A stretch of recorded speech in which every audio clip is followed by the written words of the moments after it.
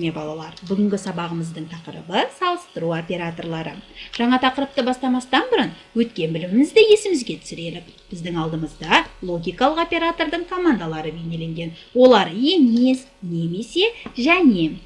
Операторлардың мәніне байланысты бірге орналастырып көрейік. 2 пайымда дұрыс болса, нәтиже дұрыс. Қай команда қолданылады? Жарайсың, және командасы. 2 пайымның біреуі дұрыс болса, нәтиже дұрыс. Қай команда орналасады? Жарайсың, немесе командасы. Егер пайым дұрыс болмаса, нәтиже дұрыс. Қай команда? Жарайсың, емес командасы. Бүгінгі сабақта үйренетініміз салыстыру операторлары, салыстыру операторларының қызметі. Оқушылар, салыстыру операторы дегеніміз екі мәннің өзара тең немесе екіншісінен артық кем екендіктерін анықтау үшін қолданылады.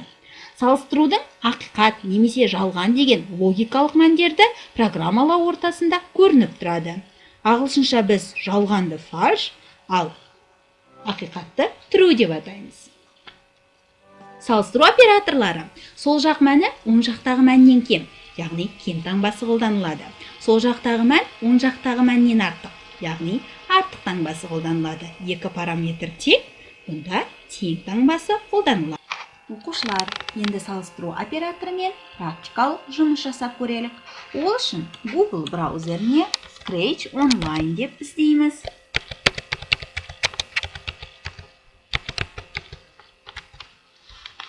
Және бірінші тұрған жазуды екі рет тінтуірдің көмегімен шертеміз. Жасау батырмасын басамыз. Енді өзімізге керекті спрайтты таңдап аламыз. Спрайтты таңдау үшін спрайт таңдау батырмасын басамыз. Кітапханадан өзімізге керекті спрайтты тінтуірдің көмегімен екі рет шерту арқылы аламыз. Керек емес спрайтты көк белгішемен белгілеп, себет батырмасын басамыз. Енді бірге осы спрайтқа командалар мен скриптті құрайық. Бірінші оқиғалар блогынан жасыл туды басқанда, түр блогынан сәлем сөзін айтып 2 рет күтуі, 2 секунд күтуі қажет. Енді тізім құрастырамыз. Яғни біздің жасап отқан мысал жобамызда қыз бен ұлдың жасын салыстырады. Сондықтан бірінші списокты қыз деп жазамыз. Және келесі списокты құрамыз. Екіншісі списокты ұл деп жазамыз.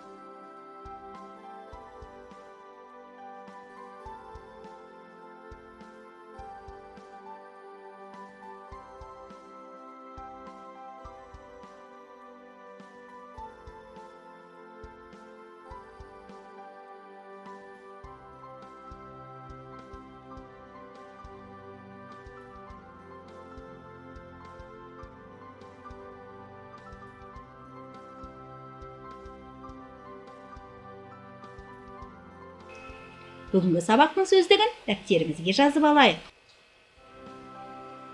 Бүгінгі сабақтың тапсырмасы. Сұрақтарға жауап береміз.